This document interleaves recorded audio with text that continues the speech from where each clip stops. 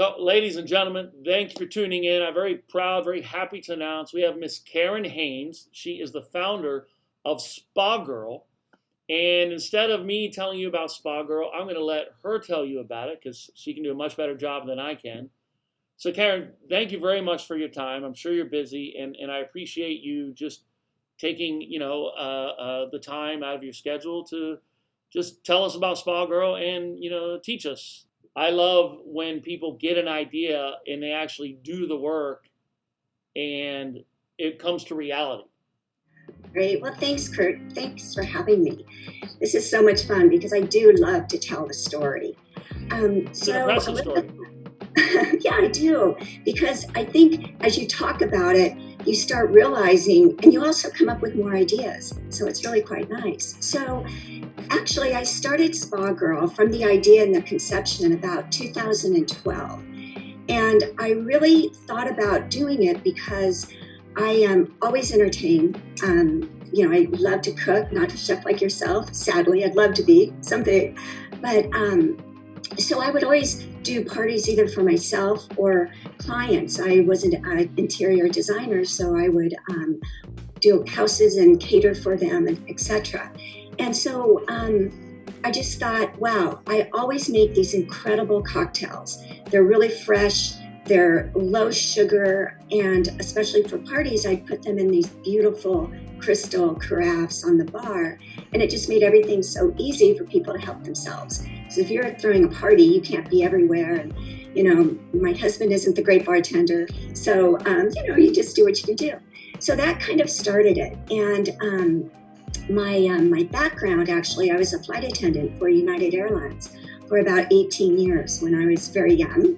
Loved it, loved the job. And what that taught me how the world works, taught me about service, and it also taught me about cocktails, believe it or not, because, they always teach us how to garnish it properly back in the day. So I've always had this attraction and this fascination with food and wine and entertaining. So kind of flash forward, my youngest went to college. It was about 2012. And I was in Palm Springs visiting, or actually with some girlfriends getting together for a girls' trip. And I'm sitting at the pool reading Forbes magazine, which Bethany Frankel, who really broke that glass ceiling, just had sold a portion of her company to Jim Beam. And I'm reading it and I'm thinking, okay, I can do this. I can do it better. I can brand it incredibly because, as a designer, everything, I want everything to be beautiful. You want to live a beautiful life. You want that lifestyle, but you want it free and easy. Like you want to step back into a Slim Aaron's photograph, listen to some great music and sip a great cocktail. So that's kind of how it started. So I came home and, said to my husband, we're going in the alcohol business. And he's a true entrepreneur. So, we both are. It's really, we sure have peaks and valleys, but, that's what we do. And he said, well, let's budget $10,000 and see what you can do with this idea of yours. And literally, 20 minutes later, that was gone because you needed to get an attorney, you needed to work on trademarks and start the branding process. And the branding process was, so much fun. I love it. We work on it every day and it's really fun. But the thing is I wanted it to be different. I wanted the alcohol to be the highest proof we can get in a ready to drink with the lowest sugar, the lowest calories, keep it all natural. So as I started building it, I started layering all the different attributes. And that was a challenging part because we actually didn't really launch until 2017, and that was with distribution. So that gap of 5 years, I had to learn absolutely everything. And pretty much the hard way, I had no experience in the alcohol industry, zero. I didn't know how to source a bottle. I didn't know how to find caps. It was pretty funny. I mean, I would have a great day if I could figure out a bottle source. The trickiest part, though, was finding the correct flavor house. I literally worked with 5 different flavor houses across the country over the course of those years. Everybody wanted to put, green in it or blue in it or something artificial, and it just was like, I'm almost going to have to abandon this idea because I want it clean and fresh and as natural as we can get it. And so that might have been the biggest challenge, is getting the flavor. And then, just little miracles started happening. I found an incredible flavor house right here in Southern California, through David Ames, the president of Subaru Flavors, and he's become a very good friend. And he and I together have developed these incredible flavor profiles. And so that was one of the best things.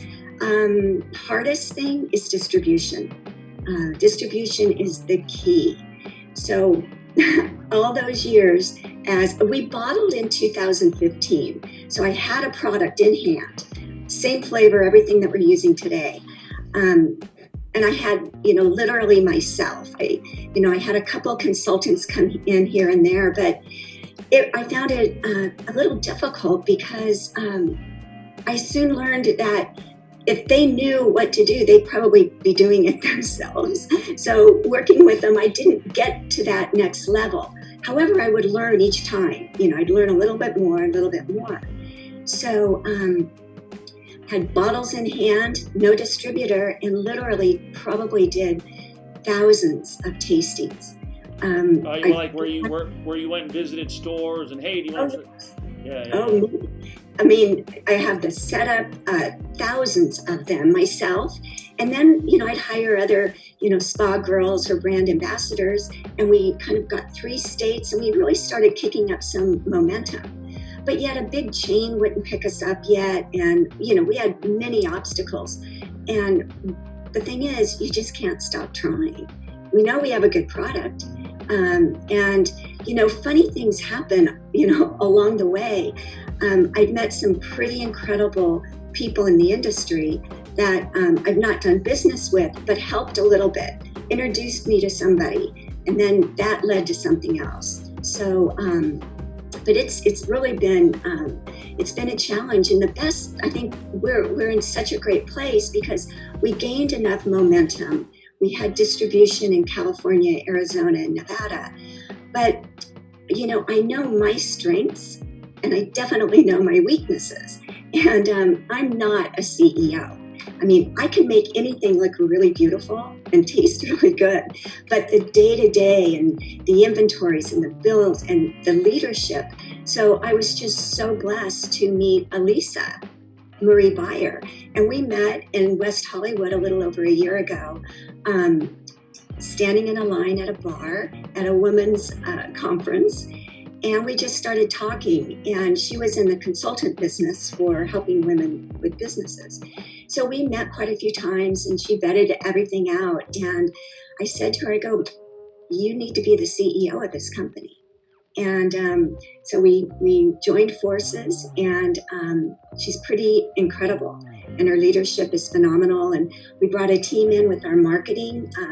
Darling L. Jackson she was able to take everything, that I've done and the whole feel and make it even a broader, beautiful vision for, a 23-year-old to a 65-year-old. So, and the funny thing is men love our product equally as well. And so it's fun to try to fill that space in the industry that has not yet been tapped. So, there are a lot of other women coming in now, which is fantastic. And we support each other, and we cheer everybody on. But it's really quite interesting. So that's kind of a little bit of the from beginning, to where we are now. And we're getting ready to launch new flavor profiles. We're doing a sparkling collection. We're bottling or canning next month. Well, it's funny. A lot of times when people create something, there doesn't seem to be a shortage of stories where it happened kind of as a matter of factly, like, hey, this is missing. We need to do this. And then that's, it's like when I was a chef, all of my best ideas seem to come at me at the weirdest times, in the shower, in traffic, watching TV, or laying in bed, like you're trying to fall asleep, and then, and I never forgot good ideas, ever. No. Oh, congratulations on the cover of Beverage Industry Network, first in 10 years of ladies on that. That's kind of like 10 years we haven't had. Well, that's such a good point, because this, when I entered this industry, 99% are men. And I've been said, I know, it's so crazy. And I have been said no to, I can't even tell you, hundreds and hundreds of times. No, don't like the product. No, don't like the category. No, no, no. So when you left the airline industry, you'd worked as a flight attendant for 18 years. How soon after that did the spa girl thing come up? Well, quite a few years. I have kids, so I just couldn't. I didn't want to travel when they were young, Right. and fly and be gone. So that was one of the reasons why I decided to quit. I took a few leave of absences until I had to go back full time. So then, sadly, I got divorced. I was a single mom for a while, and I met, a few years later, I met my husband, Chris, and he ran, as I said, he's an entrepreneur. So he has an off-road motorcycle touring business out of Baja, Mexico, and race programs. And we got married. We moved, the kids and I moved to Southern California, and I started running his business. Knew nothing. Again, I knew nothing about it. I'd never been on a motorcycle and never driven a truck. But it was one of those things. I think if you're not afraid and you dive in, you'll learn what it is you need to learn about this particular job you're doing or whatever. And we're like a mom and pop. So our success was based on customer service and trips and on and on. So we built this little company to a bigger company, a big company. And the kids went to college. And then I was like, okay, I don't want to do motorcycles anymore. I just wanted to cook and entertain and drink cocktails. So that's kind of how I evolved from that. But I've never been afraid of rolling up my sleeves and doing whatever it is. And didn't I see in the one interview on YouTube that when the Baja business was smaller, you guys were running, your office was in your bedroom? Oh, it was in our bedroom. The fax machine was there. I lay out all the brochures on the bed. I'd go on the trips. I'd wash goggles. I'd make lunches. I'd carry luggage. I mean, you got to do it all. Yeah, I know the feeling. Those were really, really good days. They really were. And then with Spa Girl, you just hired a CEO last year. So up to that point, I guess it was your typical small business. You were doing all the work, and then as you gradually got bigger, you could add to your payroll and. Exactly, and starting a business. As you probably well know, in a liquor business, we self-funded. My husband and I self-funded as much as we could. But it's extremely important. How much money you need to have. So we did bring in angel investors. So thank goodness for the angels, because we were able to go do our first production run. And I'm sorry, actually, is Angels, is that just a name for friends, or is that an actual company that invests? No, sorry, angels, family and friends. You go to your dad, you go to your girlfriend. Okay. Yeah. So I called the angel investors, and Yes. And they truly were, because they got us to another level. But you need quite a bit of money behind you to be successful in this industry. Right. So, that's what, Elisa comes in and brings her magic, and she was able to close a round of funding, and, we're off to the races. And it's so exciting. And then I also kind of felt myself going like, I don't have anything to do anymore. I'm not waking up in the middle of the night worrying about the state compliances, if they're accurate, and on and on. So it took a little while to kind of take a step back.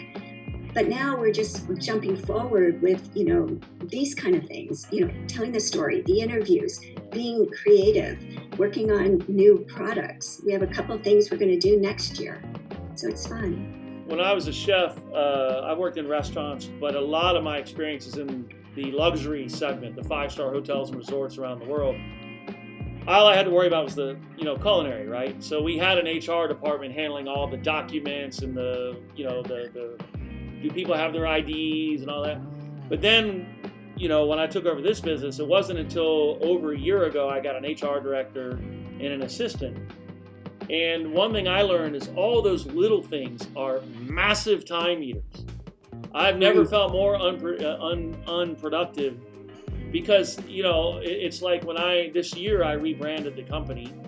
I did a new logo, new font, and then I had to make the literature, like the about us, our rates and fees.